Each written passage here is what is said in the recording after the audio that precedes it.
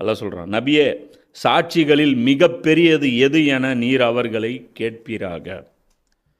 இந்த வசனம் இருக்குது பாருங்கள், இதுதான் கிட்டத்தட்ட இந்த சூறாவுடைய மைய கருத்து. இந்த ஒரு வசனம் தான் இந்த சூறாவேன்னு வச்சுங்க. சாட்சிகளில் மிக பெரியது எது, இருக்கிற சாட்சிகள்லே ஷஹாதத்திலே மிகப்பெரிய ஷஹாதத் எது என நீர் அவர்களிடம் கேட்பீராக.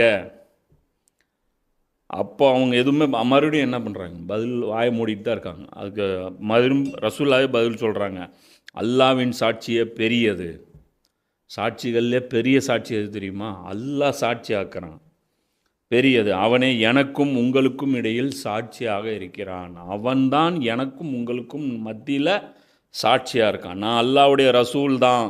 நான் எந்த சிறப்பு அந்தஸ்தையும் உங்களிடம் நான் கேட்கவில்லை.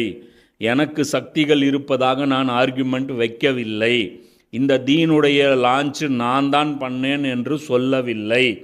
இது இருக்கக்கூடிய விஷயங்கள் என்னுடைய உத்தரவுகள் என்று நான் உங்களிடம் கூறவில்லை. இது எல்லாமே இதில் இன்க்ளூடடு. அல்லாவின் சாட்சியே மிக பெரியது. அவனே எனக்கும் உங்களுக்கும் இடையே சாட்சியாக இருக்கிறான். எந்த விஷயத்தில் சாட்சியாக இருக்கிறான்? இந்த குர்ஆனை கொண்டு உங்களுக்கும் அது கிடைக்கப் பெறுபவர்களுக்கும் நான் அச்சமூட்டி எச்சரிக்கை செய்வதற்காகவே இது எனக்கு வஹி மூலம் அறிவிக்கப்பட்டுள்ளது. இதில் இருக்கிற எந்த ஒரு புள்ளி கூட எனக்கு சொந்தம் கிடையாது. முழுக்க முழுக்க அல்லாவின் மூலம் எனக்கு அருளப்பட்டது. இதுக்கு அல்லாஹ் சாட்சி. நீங்கள் ஒத்துக்கிறீங்களான்னு கேளுங்கன்றேன். பதிலே சொல்ல மாட்டேங்கிறான். ஊமை கொட்டா மாதிரி இருக்கிறானுங்க. இந்த இடத்துல இவனுங்க ரியாக்ட் பண்ணியிருந்தாங்கன்னா அன்றைக்கி அழிக்கப்பட்டிருப்பாங்க.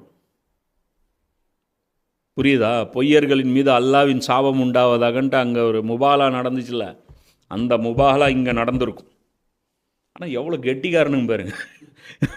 நம்மளாக இருந்தால் இன்றைக்கி இருக்கிற நம்ம முட்டு வயசு இருந்தால் எந்திரிச்சு போய் வாங்கி கட்டிட்டு உட்காந்துறேன். ஏன்னா அவ்வளோ கான்ஃபிடெண்ட்டாக இருக்காங்க இவங்க. நம்ம தான் சொர்க்கவாசி அப்படின்னு சொல்லிட்டு அவனுக்கு இருக்கிற கிளாரிட்டி இல்லை பாருங்க. யார்கிட்ட மோதக்கூடாதுங்கிறத அவனுக்கு தெரிஞ்சிருக்கு பாருங்க. குறைந்தபட்சம் கம்முனுவாது இருக்கணும், சைலண்ட்டாவது இருக்கணும், பேசுகிறான். அப்போது இந்த இடத்துல அல்லாஹ் 2 விஷயங்களை தெளிவுபடுத்துகிறான். ஒன்று, இந்த நபி மேலே நான் தான் செய்தி இறக்கியிருக்கேன், இதுக்கு நான் சாட்சி.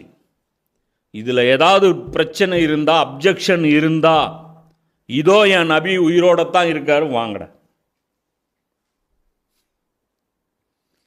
இந்த சாட்சி நான் ஏற்க மாட்டோம்னு அவங்க சொல்லட்டும்.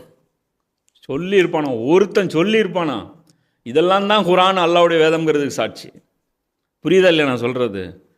குர்ஆனை எப்படி ஈமானை எப்படி கற்றுக்கணுங்கிறது இதுதான் சாட்சி. இதுதான் ஈமானை கொடுக்கும். எவ்வளோ பெரிய சேலஞ்சுங்க இது. அக்செப்ட் வந்திருக்கலாம்ல கிரவுண்டில். இல்லை, இது இட்டுக்கட்டப்பட்டது, இது முகம்மது சொந்தமாக எழுதியது. வாங்க கிரவுண்டுக்கு வாங்க. ஏப்பா எந்த பஞ்சாயத்து இருந்தாலும் சொல்லுப்பா, இன்னும் 2 வருஷத்தில் மதீனா போக போகிறேன், அப்புறம்லாம் பிரச்சனைலாம் பண்ணிகிட்டு இருக்கேன்டா. எதாக இருந்தாலும் இங்கேயே சார்ட் அவுட் பண்ணிக்கலாம், வேலை முடிஞ்சது. அல்லாஹ் சாட்சி சொல்கிறான், இது பொய் சாட்சின்னு நீ சொல்லு. வாயை மூடிட்டு இருக்கிறானுங்க. அப்போனா என்ன அர்த்தம்? இந்த குர்ஆன் அல்லாஹ்வுடைய வேதம்னு குறைஷிகள் ஒத்துக்கொண்டார்கள் என்று அர்த்தம். அப்போனா பேச்சுக்கு அங்கே இடம் கிடையாது.